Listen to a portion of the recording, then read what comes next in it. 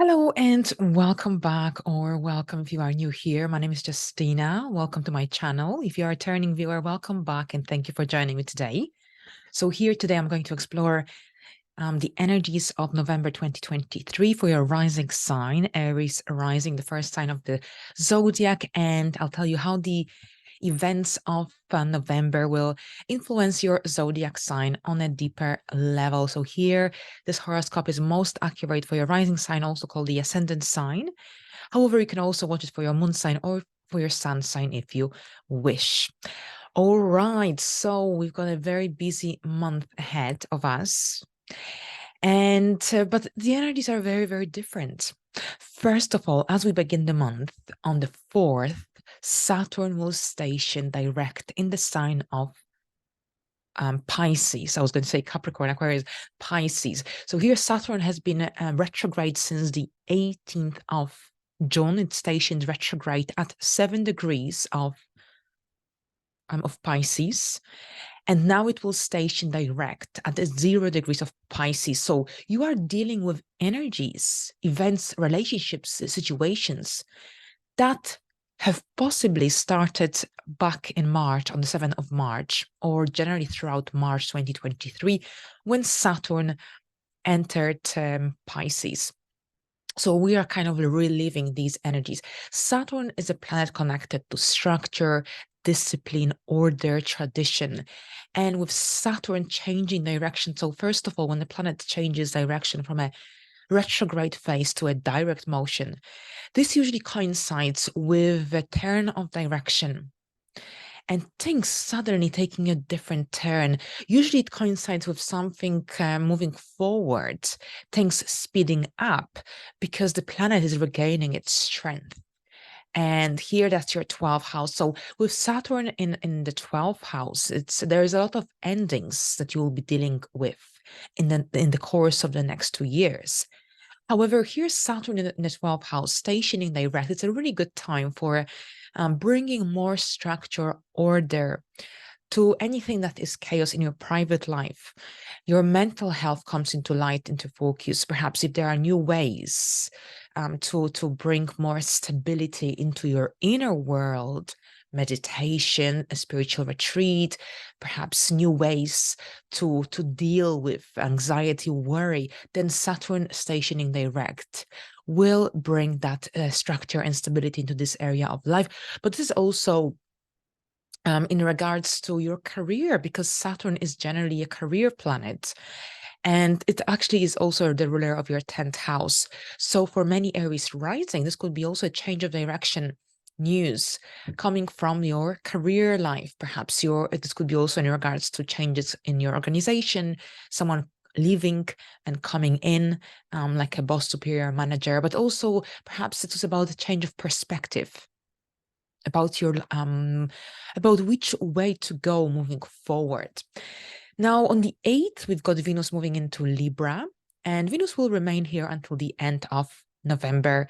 Venus in Libra, it feels fantastic. Venus is the ruler of Libra in the 7th house as well. So this is very pleasant for one-to-one connections, relationships, marriage. So if things have been rocky in your relationship, then Venus can really bring harmony, balance, and that charm and sensible energies.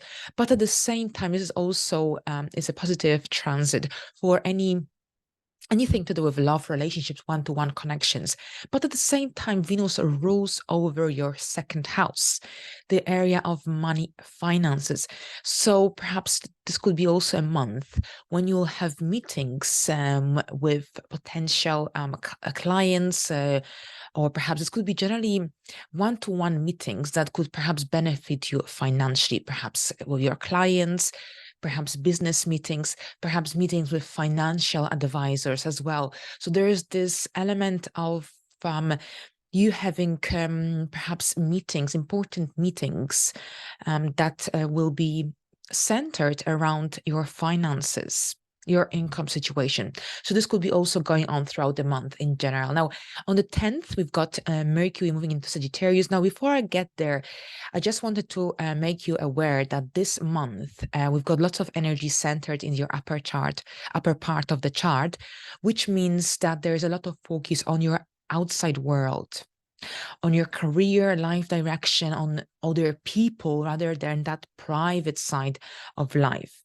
Now, here, Sagittarius is the area of Sagittarius, the area of foreign places, foreign people, life direction, freedom, is really, really emphasized from the 10th until the second part of December, because here we've got Mercury moving into Sagittarius. Mercury is in its detriment in Sagittarius, but it gains a lot of strength by the position of its placement by the house, because the ninth house in traditional astrology is considered a lucky house.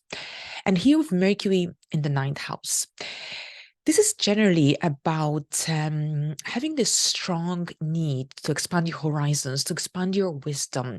You could have lots of joy in having conversations connected to anything to do with your life philosophy, life principles. This could be about learning languages, completing important paperwork, important legal documents. Now, this could also see you teaching, sharing your knowledge, sharing your wisdom, sharing your life experiences as well. And Mercury will be out of bounds from the 15th of November until middle of December.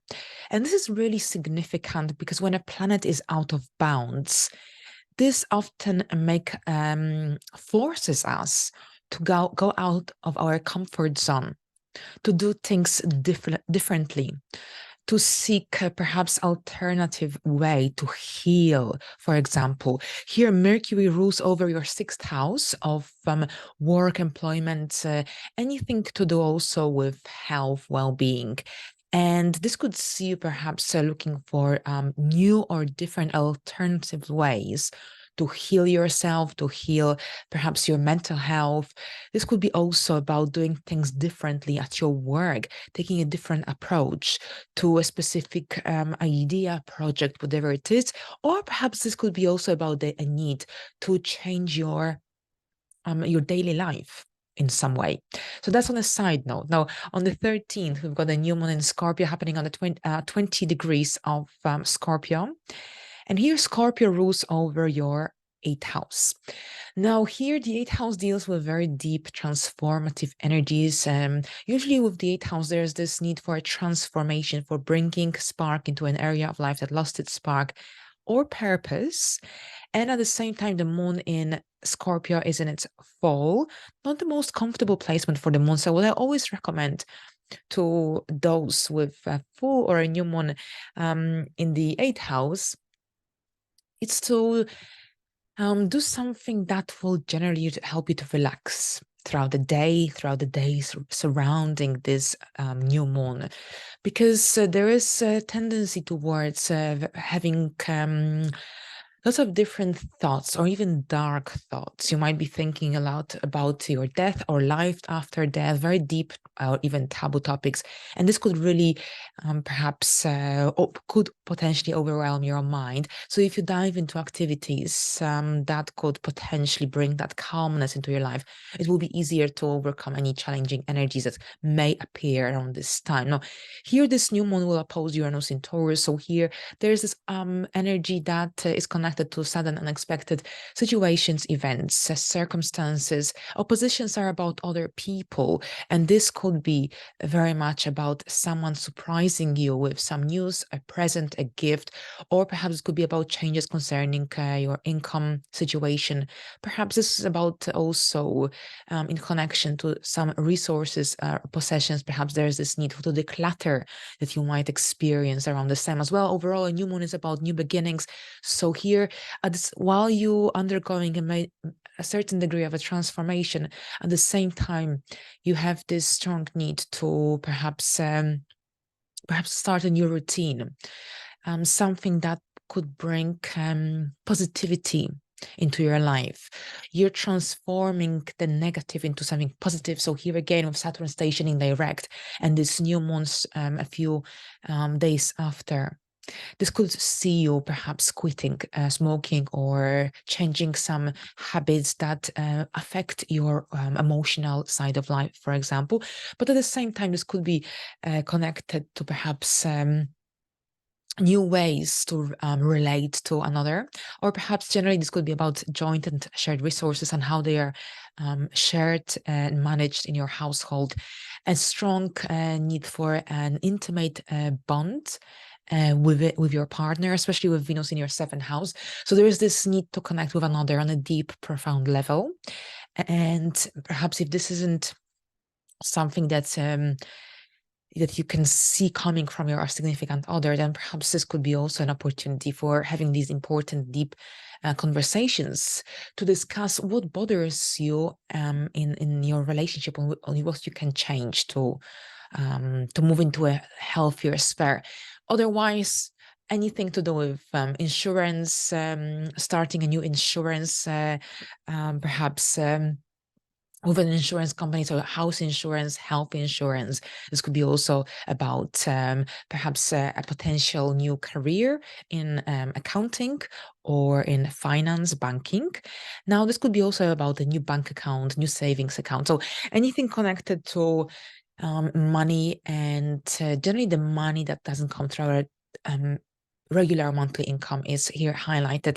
I think I talked too much about this new moon, but I'll cover more and more in-depth information in the separate video, which I released in the beginning of November.